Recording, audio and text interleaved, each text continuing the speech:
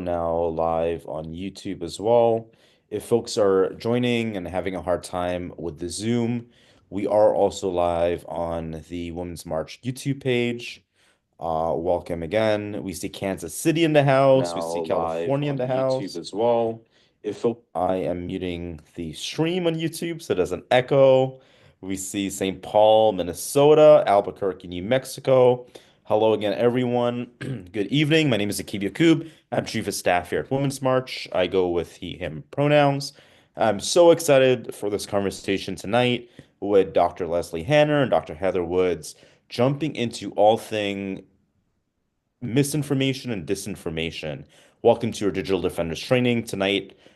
Tonight's training inauguration, presidential inauguration edition of Digital Defenders will take a deep dive into the storm of and flood of misinformation, disinformation that we know is likely to come in the days, weeks, and months ahead, particularly as we go into this new presidential calendar and as we step into this weekend of the People's March. We're excited to have you all here.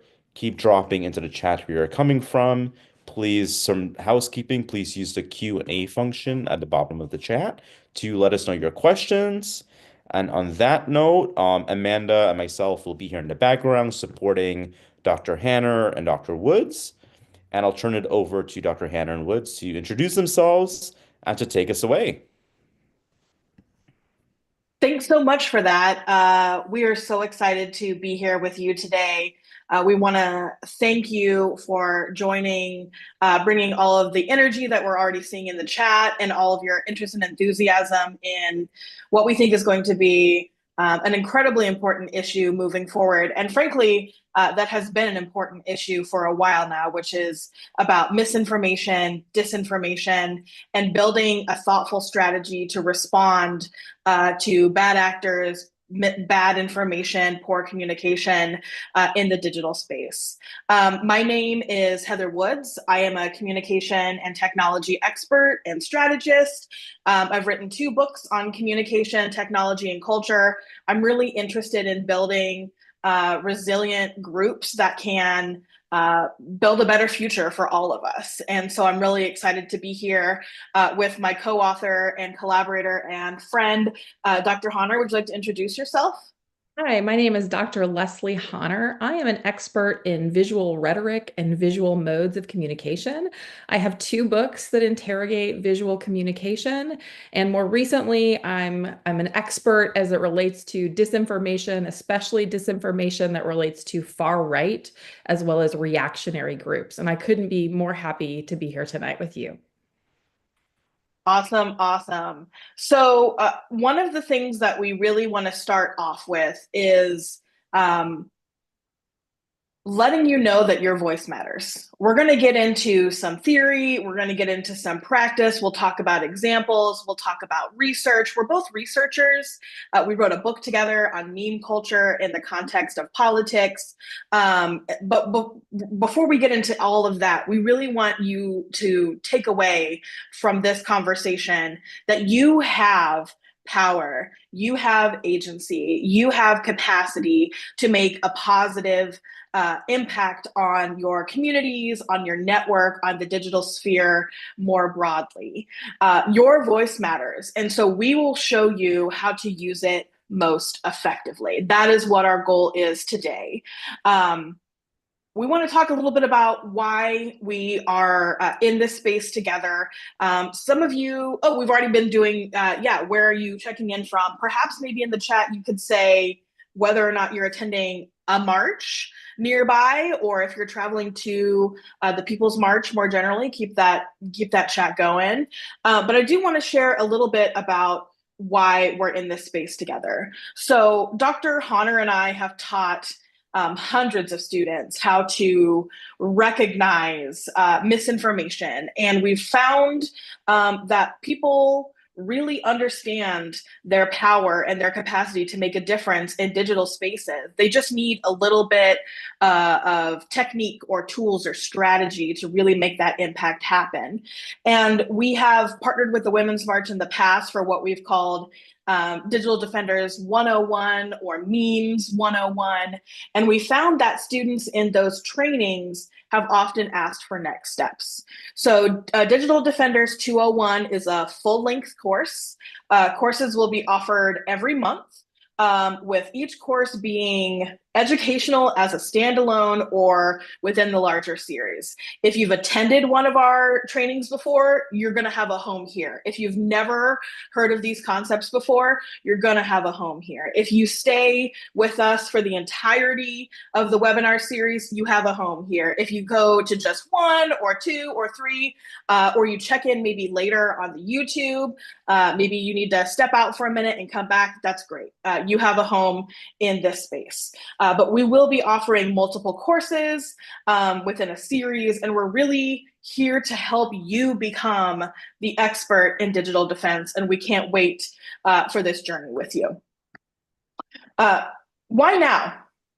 Lots of reasons. One of which is that the new administration and recent platform changes mean that we are more vulnerable than ever to disinformation, misinformation, malinformation. We'll talk about those terms in a minute. But we know, for instance, in the news that Mark Zuckerberg has indicated his plans to change algorithms, to get rid of fact checkers, to allow hate speech in digital spaces sort of undeterred. And that type of power, the ability to influence communication and democracy, rests in the hands of a small few at this point. And that has a significant impact. Does this mean that you do not have the ability to make positive change on social media? No.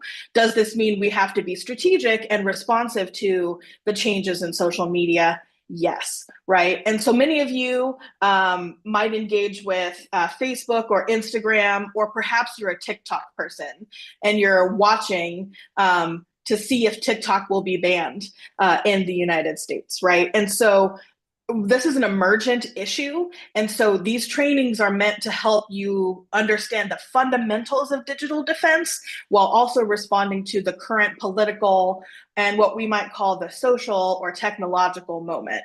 All of those things work together to create a space where we can make positive change. Now, I don't think I need to tell you this. If you're in the chat, you already know that control over communication channels, over the ability to organize and self-express, is central to authoritarianism. This is history. There's research. We know it. We think you know it too. We also know that bad actors are already spreading hate and ignorance through social media. They're scapegoating vulnerable communities with made-up stories and fear-mongering. And some of this is really easy to spot, right? Some of it looks like propaganda, and we can sort of go on our ways. And sometimes it looks like a funny meme or some sort of like internal joke that we accidentally share. And that discernment, the ability to look and evaluate, is going to be part of our work today. We also know that there are foreign actors that are participating in weaponized campaigns to divide America, and to do it around ideological in ideological ways. They're meant to divide the left in ways that mean that we can't enact our power to be collaborative and collective to fight for positive change. But we also know that social media can be a source for good. It's a medium for connection. Maybe you found us through social media, right? Or maybe you'll join us in another format online. We know that social media is a way for us to come together, a way to unite people around shared values that will bring us closer to progress. That's probably why you're here.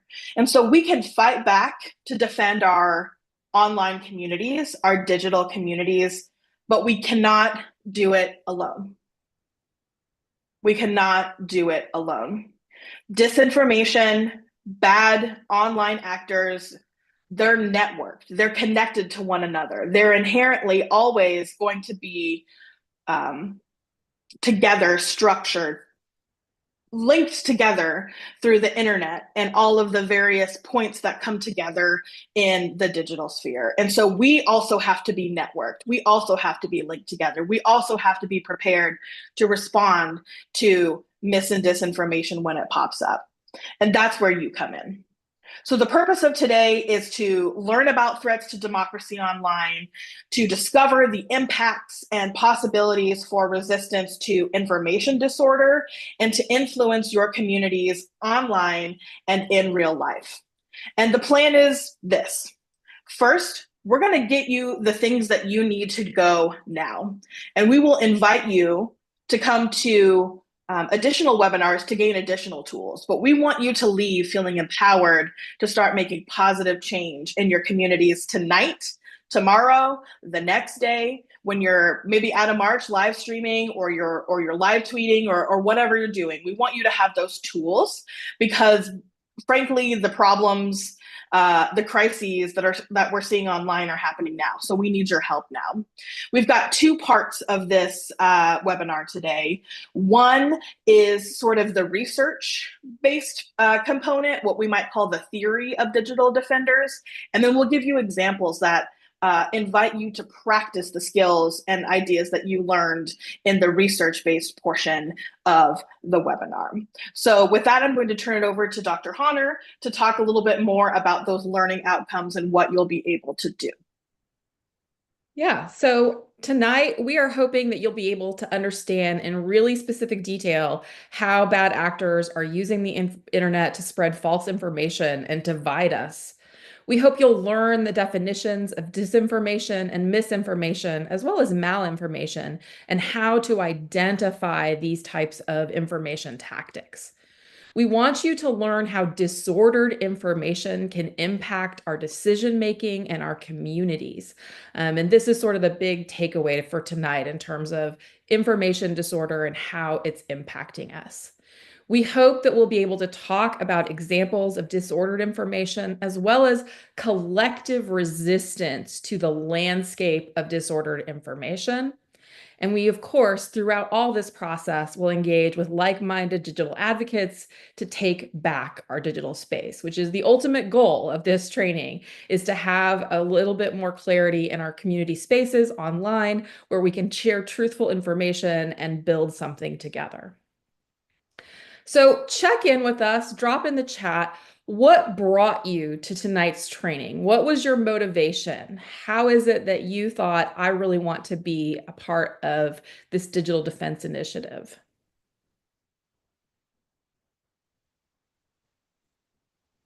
I'm seeing some folks say, Dr. Honor, maybe they are not able to go to the People's March in person and they're hoping to organize online or use the digital space to communicate with others.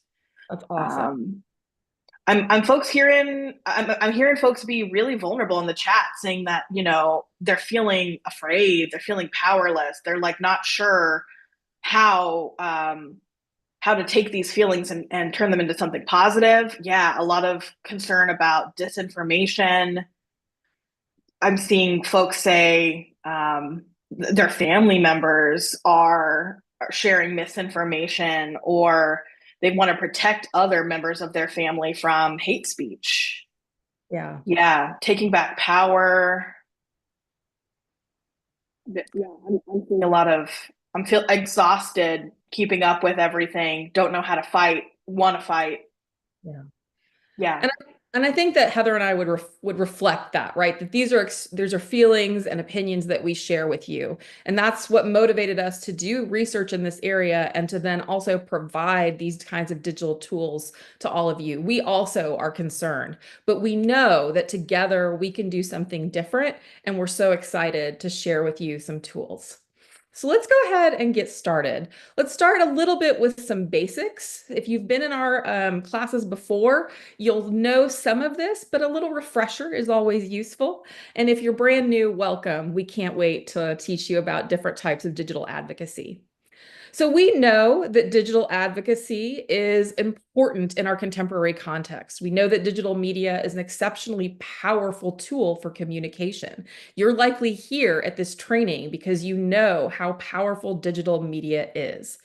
Digital media is also important for political communication. It's a space where we can participate in positive political discourse. So think about, for example, how social movements like the Women's March or the People's March are able to use digital spaces to move our community forward. We also know that knowledge sharing can happen online, as well as citizen journalism, finding your community and people who share ideas like you, as well as connecting folks to important resources like this specific training where we can learn how to use digital tools. What we see on digital media is, of course, the result of many different factors, how people interact and share, the different algorithms and technical features of platforms that deliver us to particular kinds of information more than others. In fact, we know that algorithms tend to amplify high engagement posts. And when it comes to something like disinformation, the higher engagement with those types of falsehoods can result in the popularity of disinformation. So we know that we can't control everything or even most things on social media, but we also know that we as individuals and we as a community can make a difference if we sort of think about the strategy of our messaging and the digital tools at our disposal.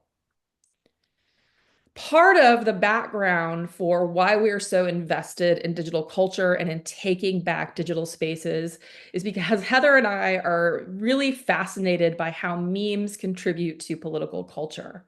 One of the reasons we wrote our book, Make America Meme Again, is because we were really interested in finding out how a new type of digital tool, particularly the meme, is able to be deployed in the service of political communication. We used the 2016 election as a case study, and we discovered that people were using memes and all sorts of digital shorthands to communicate with one another, to deliberate, to persuade. And those uses were completely fascinating. We discovered, of course, that memes are an important political tool. And in the wrong hands, they can do all sorts of damage, but in the right hands, they have the capacity to shape and move mountains. So as we think about this, we showed in our 2016 book that people were using memes to have nuanced conversations, but also that the far right was using memes to manipulate and shape politics towards their own aims. So we know that memes have been weaponized and that memes can move misinformation and disinformation easily, often without people knowing. And of course, since that book, we know that in the 2016 election, the 2020 election, and now the 2024 election, that these types of political symbols and claims and messages have been used on repeat. We also know that because we're interested in how these digital shorthands shape our communities, we need to understand how those shorthands might pollute our information environment. So let's go ahead and talk about what information disorder is. Information disorder is a term used by researchers to understand our contemporary media and information landscape. Here's what that means. It means that in our contemporary media landscape, our information is heavily corrupted and heavily polluted. That means that as individuals and institutions, we have much lower quality information. And the information that we have access to is heavily networked and heavily biased to deliver whatever is the most popular content as opposed to whatever is the most accurate content. Information disorder thus means that if we have no quality information in our landscape, that we create lower quality decisions, and that quality information is obscured and always seen as suspect, meaning when there is a landscape of lies, it becomes much more difficult to discern the truth, and people will constantly then suggest that the truth is simply another falsehood. Ultimately, when you have a landscape of disordered information, it erodes trusts in public institutions and it generates the conditions for chaotic response, meaning that when you have no institutions or peoples to trust, that means there is going to be more chaos and discord sowed as a result of information disorder. We also know that information disorder requires an individual and a collective response. There are Different tactics that exist under information disorder. The first tactic as a type of information disorder is misinformation. Misinformation is false information that may not be intentional, but can still have a negative impact. So, if we were to think of this in our daily lives, you might have a friend who posts a piece of information that they don't know is incorrect, but is nevertheless a falsehood. That would be an example of misinformation.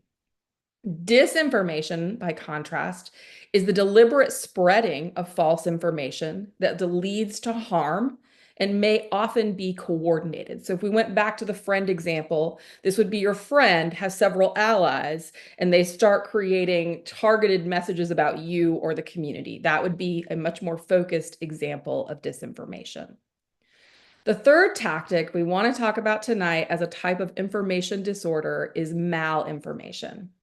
Malinformation is false information or sort of half truths, calculated truths that are used purposefully out of context to manipulate, right? So think of, in this context, malinformation would be that friend posts an Onion article but doesn't realize that it's not an accurate news story. That would be an example of malinformation. And so these are three different tactics of information disorder. Using the chat, given these definitions, what do you think these definitions have in common, or what can we say that's sort of interesting about them? Tell us, what do these definitions have in common, or what is interesting about these categories? I'm seeing misleading. I'm seeing false information. They Mhm. can all get out of hand. They spread truth. They Yeah. fire people up. Intent to persuade. Yes. Yeah, divide people. That's right. And one thing that's important to sort of remember, and I see this in your responses, is that at a certain point, when a falsehood reaches scale, it can move between these categories depending on its deployment. And so as we're sort of noticing lower levels of disinformation, you'll see how quickly they are able to scale up to become a more monumental force. All right, so let's go ahead then and talk about what disordered information does in terms of impacts. The first impact is that you have the erosion of public trust for institutions. That means that all typical social processes are made more chaotic. So, going to get your passport, thinking about getting disaster relief, all of these processes that should be fairly typical in established democracies are now no longer typical. So if we look at a place like North Carolina, where there is so much disinformation circulating about FEMA, you're seeing a resistance to even sort of pursuing the ability to get, federal reimbursement for the disaster area that is your home, for example. As it relates to individuals, what's likely to happen is that we will make hasty and ill-informed decisions because we will think we have all the information, but our information is so heavily biased that we're not able to evaluate the level of bias in our decision making. We also might lash out at one another based on that biased information. So if the most sensationalized, the most vitriolic stories are the ones that are sort of taking over our screens, we are more likely to lash out at other human beings in a way that doesn't help us move forward with quality information or a better media landscape. We can see that these disordered information impacts are happening in real time all the way around us. So if you look at what happened during the Los Angeles fires, just as the fires were engulfing the Palisades, Trump and other social media users blamed the extent of the fires on DEI hiring in fire departments, right? Obviously, a form of disinformation that's targeted and trying to harm the community. That disinformation spread rapidly, both about the fire chief, other celebrities started sharing that same type of falsehood. Other actors started blaming Gavin Newsom for leaving kindling on the ground. Budget cuts were blamed on the left for different elements of this. So disinformation just starts to proliferate in all sorts of ways. And what happens when you have that disordered information landscape is it makes it much more difficult for people who are victims of the fire or people who are trying to sort of do the groundwork of helping people recover have very low quality information. So that reduces good decision making. It means that the fire department is worried about putting out disinformation fires rather than dealing with the actual fire. It means that there is chaos on the ground and people who are worried and fearful what the response could be from those in authority, right? And so we see how this disordered information affects in real time what's happening on the ground. So we know, of course, that it's not just the Los Angeles fires, that there are punctuated media events where this type of disinformation will proliferate. Emergent events can be volatile, low information, and high noise environment, right? So an event happens in reality, and then the disinformation that surrounds it makes it very volatile to understand, poor quality information, and unable to distinguish what's real from what's fake. We also then know that those bad actors can use low quality information to sow chaos, advance an agenda, and undermine trust in institutions like the fire department. And we need to be careful when we see these emergent events to respond in ways that amplify quality information and reduce the spread of disinformation. So let's talk for a second. What are the ways that you're seeing disinformation or disordered information, excuse me, impact your communities? How are you seeing this low quality information shape where you live?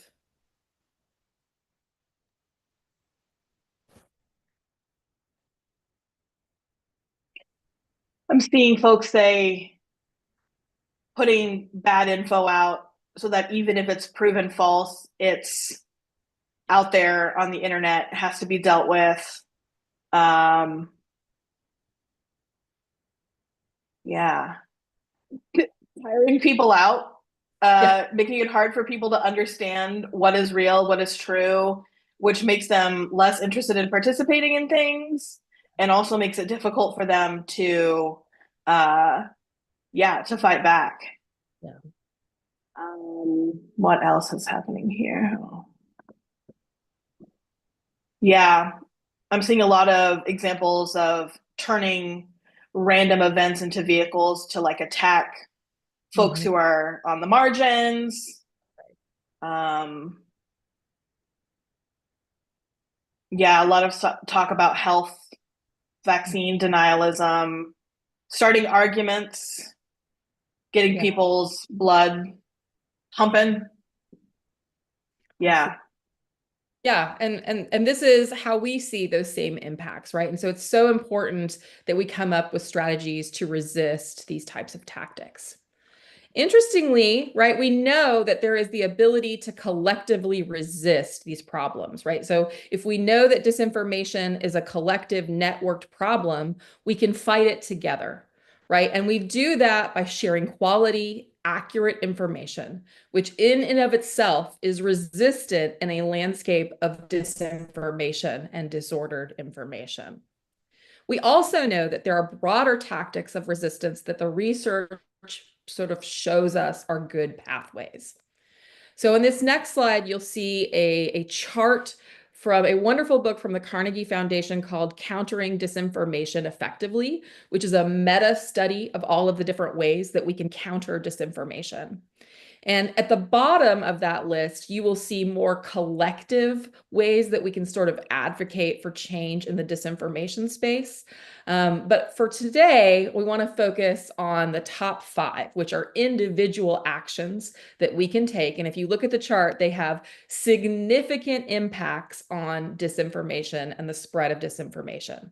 So those individual tactics include supporting local journalism.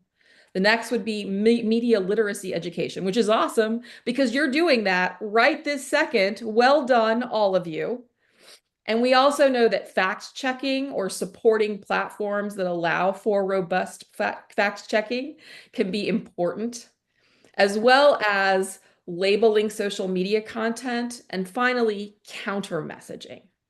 Now, we try to boil down these tactics into specific actions that you can take. And now I will let Heather dig into how we can apply these examples. All right.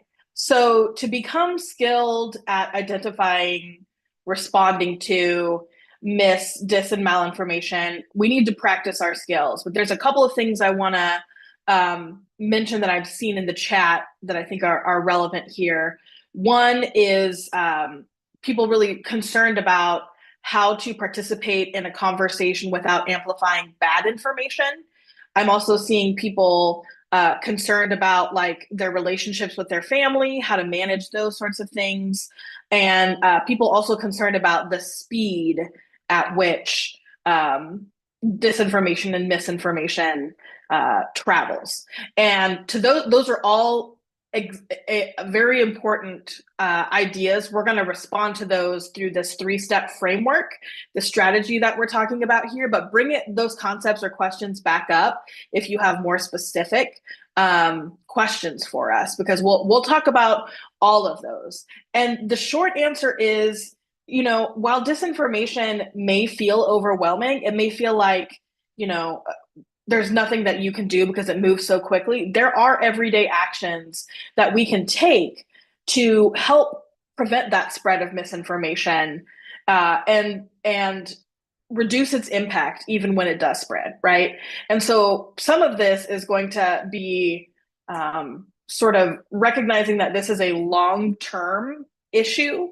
This is not something that we start today and we do once and we're done with, but we have to sort of commit to the practice of finding and fighting disinformation for a long time, because you're right, it does spread quickly. But our job is to slow its spread and to decrease its impact. So here's how to do that.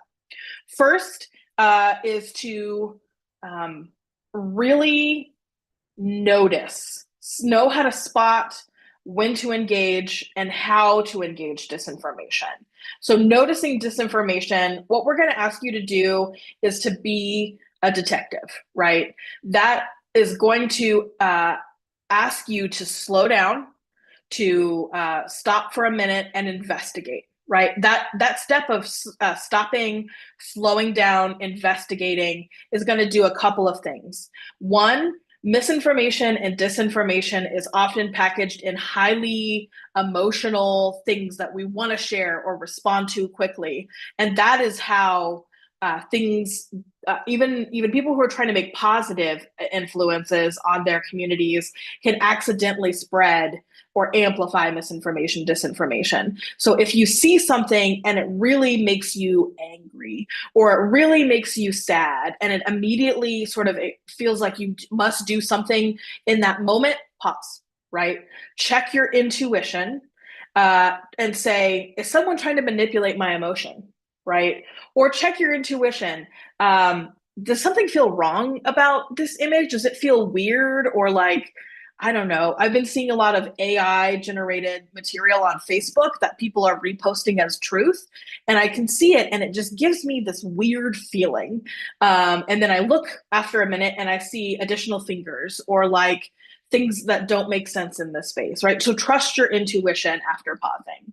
Look for patterns and know patterns. So one pattern that we've already talked about today is that volatile disinformation is packaged in things that doesn't look like misinformation, or it might be packaged in something that's meant to really get you upset and really get your emotions going. Those are two patterns that if we see those, we can pause, right? We can pause there.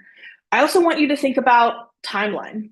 We're moving into a presidential moment. We're moving into the People's March as a mass media event. People are going to use those or representations, pictures, images, sound clips of those as a vehicle to move their own agenda, same way they did with the wildfires, right? So if you see something, think, what has happened in the news or in the world? What has happened that might be emphasizing this or that people might be using to spread misinformation? I want you to think about determining possible impact or outcomes of interaction.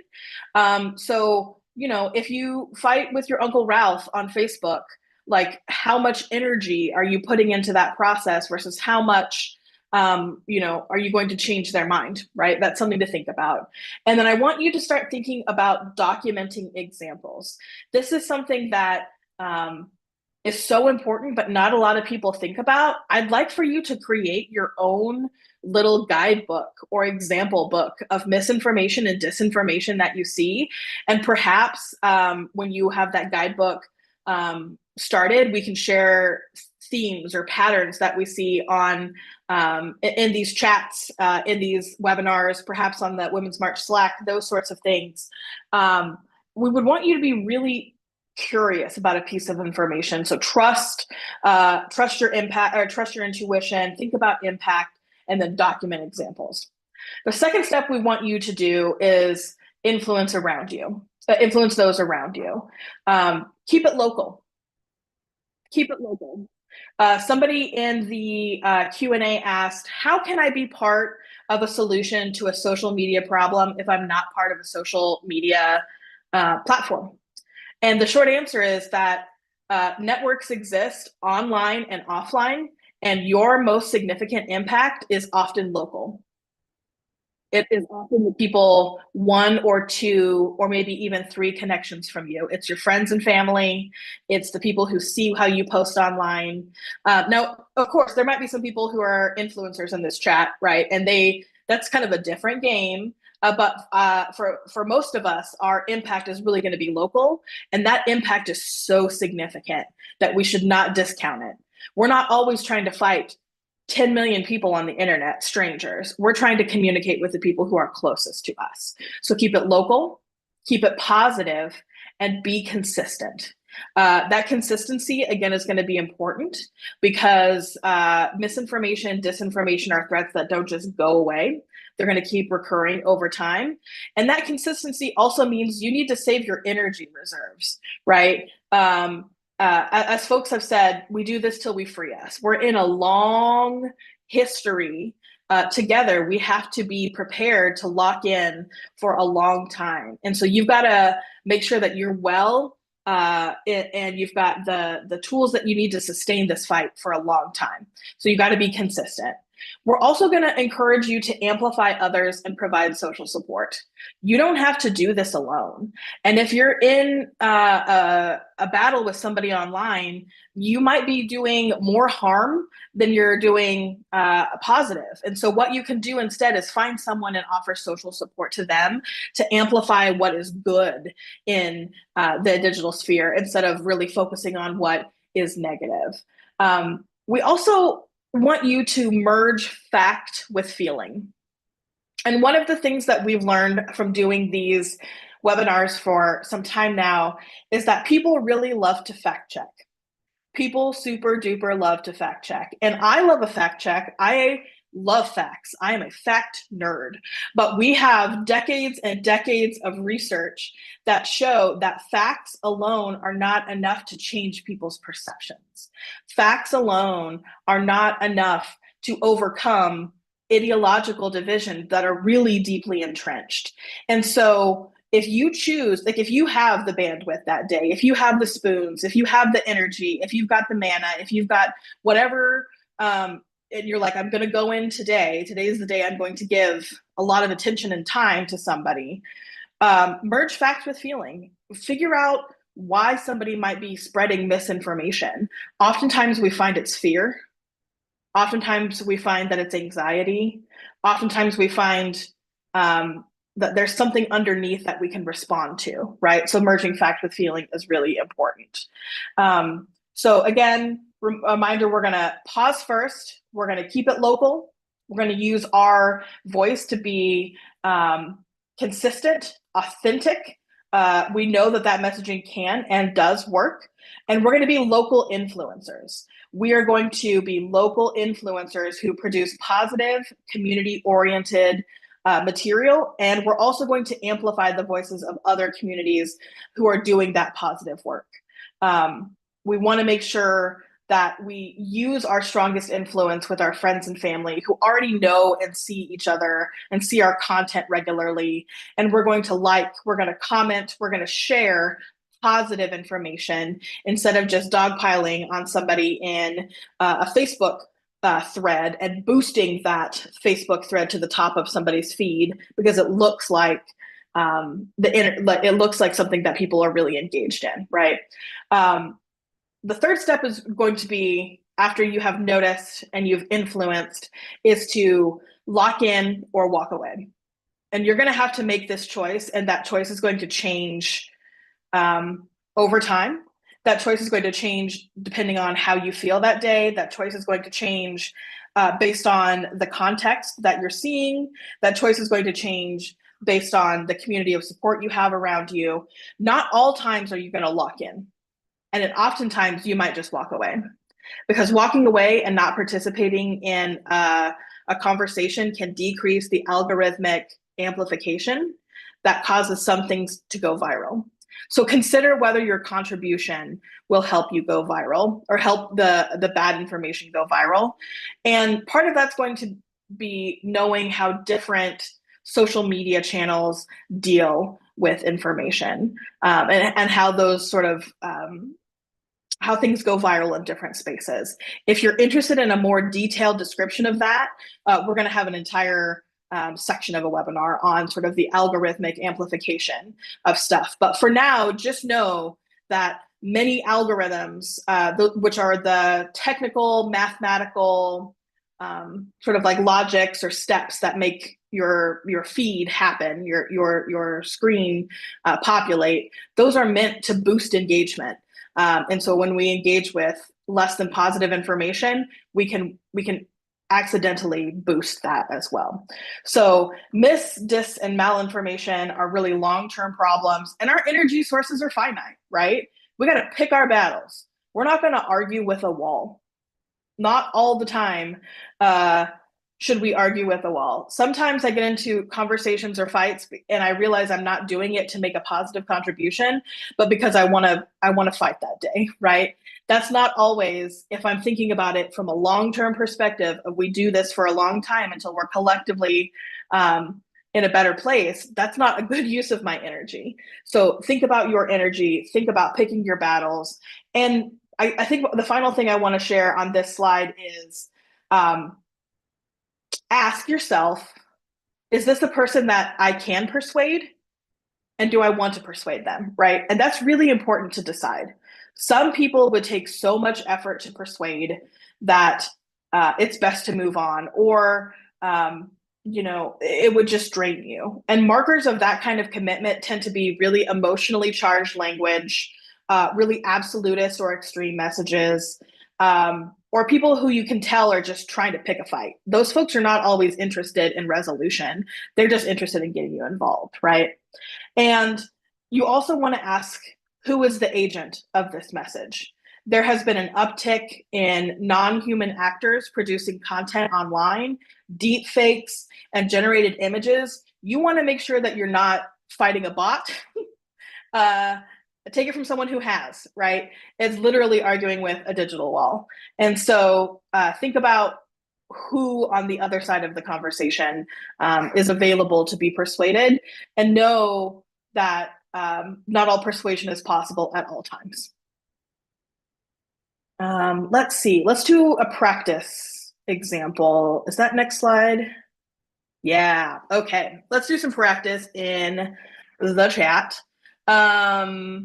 So I'm going to give you a scenario. The next slide is going to give you some examples or some choices that you could choose. This is not like the test that you took in school. There are some, not the answers aren't necessarily wrong or right. They're just various levels of appropriate. And so we want to generate a conversation in the chat. Again, let's use the national disaster disinformation example. So imagine that you're scrolling and you see messages that indicate the LA fires are the fault of DEI hiring and training. These messages might come in the form of a meme, which again is internet shorthand that's often visual but doesn't have to be. It could just be somebody sharing a news article with some quippy quote. It could be somebody just posting something. You notice somebody is posting, yeah, a meme that says the same thing, but it's your friend. Your friend is the one that is posting that meme. So what do you do? Let's go to the next slide. Yeah, situation. False information about a national disaster is flooding your social media feed. Do you do nothing?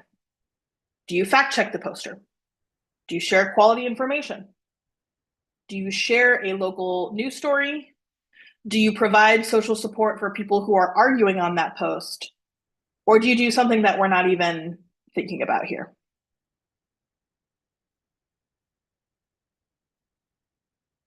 Okay, I'm seeing lots of different answers, lots of C's, lots of message the friend directly,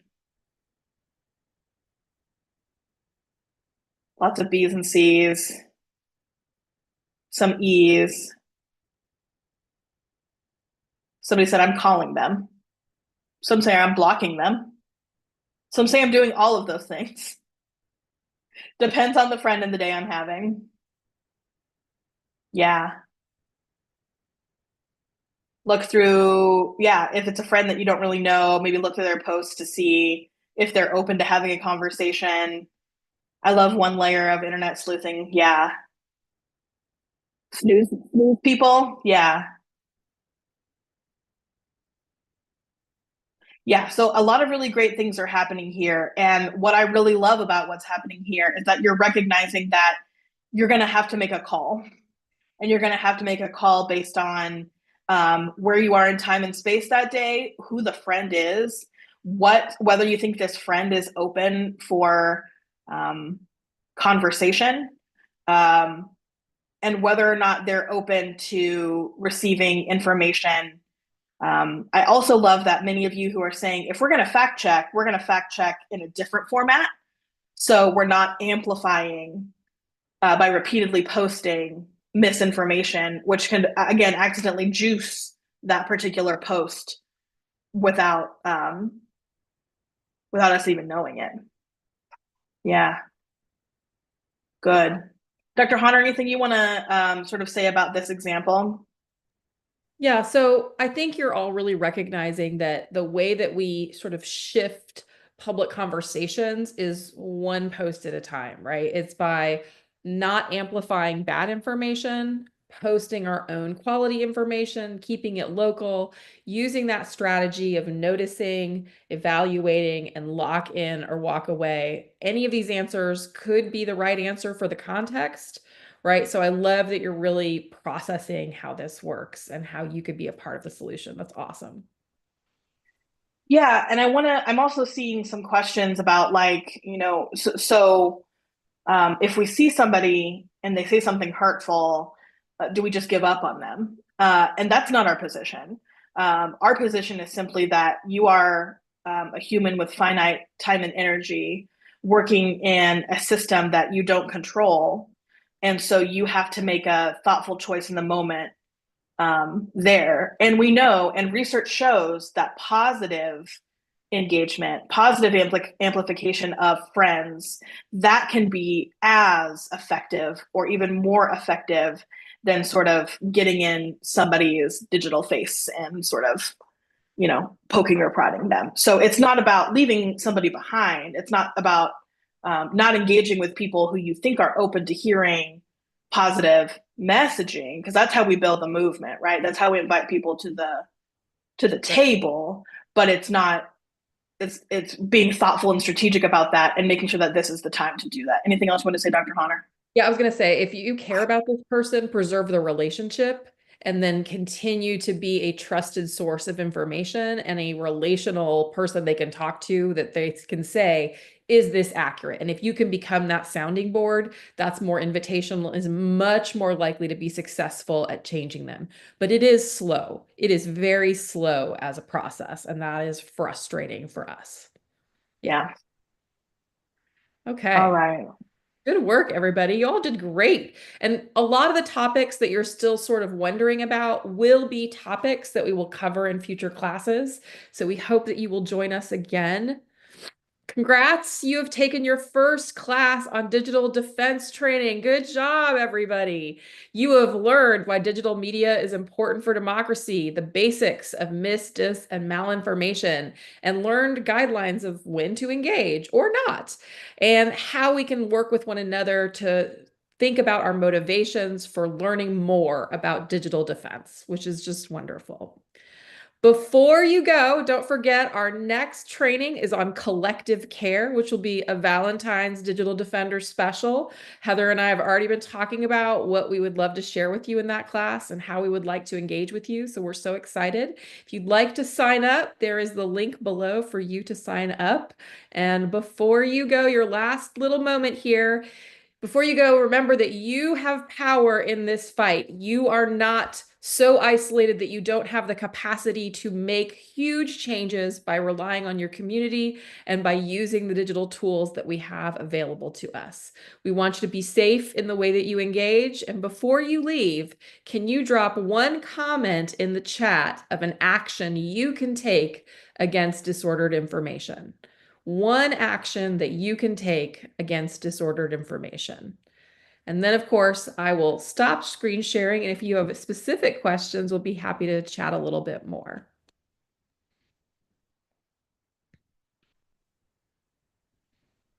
All right, great. Okay. Wonderful job, y'all. Do we have any Um, questions that we want to? I'm looking through Q&A. Some folks are asking for concrete examples of memes. You might look at Know Your Meme, which is an internet database for memes. Full disclosure, we do not co-sign everything on that site. It is a repository of sort of like a crowd, it's almost like Wikipedia for memes, but you can see sort of some examples for that. We have some questions. Oh, I'd love to hear for, your perspective on this, Dr. Honor. Should we abandon a particular platform because we don't agree with its politics or the person running it? Like, what are your thoughts on that? I mean, I think that's an individual case by case basis. So it also has to do with your tolerance for the amount of disinformation. I know that being on X feels pretty grotesque right now for a lot of social media users, but my partner seems to be able to handle it just fine.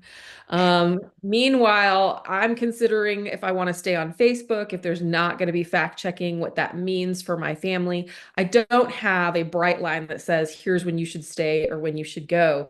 But it is about how much resilience you want to have stockpiled, right? And that has to do with where are you putting your energies in the movement? Are you putting them towards things that you consider to be great progressive efforts? Or are you feeling drugged down by the types of platforms that you're engaging with? So there are no wrong answers. Yeah. I'm also seeing some questions about how do we spot a bot or sort of deep fakes. That's something that we can share. We've got some resources that are pretty good. NPR, I think, has a really good article on spotting deep fakes and other AI generated images. But I think that, again, using your intuition, sort of like the noticing part, if you just spend a little bit of time, you can recognize something's a little bit off. It just takes, again, a little bit of practice, a little bit of discernment, a little bit of locking in and seeing, you know, is there something, there's a term in philosophy called like the uncanny valley, and it feels weird. It feels weird. And oftentimes you can find that feeling of weirdness when you're looking at something that is not real or not true. Some folks are asking, let's see. Are we sharing the slide deck or available for rebroadcast? My understanding is that it will be available on YouTube. Yeah. Yes, that is correct. It will be on YouTube, and for everybody who registered, we will send a recording. For everyone who is registered, we're also going to invite you to a Digital Defender Slack channel where we can continue the conversation. We'll continue to share resources, and Dr. Hanner and Dr. Woods will also be in there hanging out with us, so we can keep building together. So this Slack is gonna come next week after we get over the People's March. But I'll do a recap email tomorrow latest with the recording and any other resources that we might want to drop in there. Great. And someone already dropped the YouTube link in the chat. Thank you so much. And one final pitch to join us again. We will be doing a community care collective sort of Valentine's Day version. And when we say Valentine's Day, we mean like bring your bestie, invite your bestie, like maybe make a day out of it. And if you're having a Galentine's or a Palentine's Day, lock in. Like this is the way we build community, and we will have some fun uh, thematic stuff. But yeah, so come back. You will learn, we'll reinforce what we've already talked about, but you'll learn something new. And so if you can't join us in February, pick it up in March, right? This is a long-term process. We're going to keep doing this until we free us. Yeah. For those of you heading to the march, we hope you stay warm and are able to make sure you buy some hand warmers before you leave. And we're so excited to see all the events that are coming up. Thank you so much for your time. Thank you, everyone. Have a wonderful night. And Dr. Woods, Dr. Hanner, thank you again so much. I will see you next month. Take All it right. easy, Bye, all. y'all.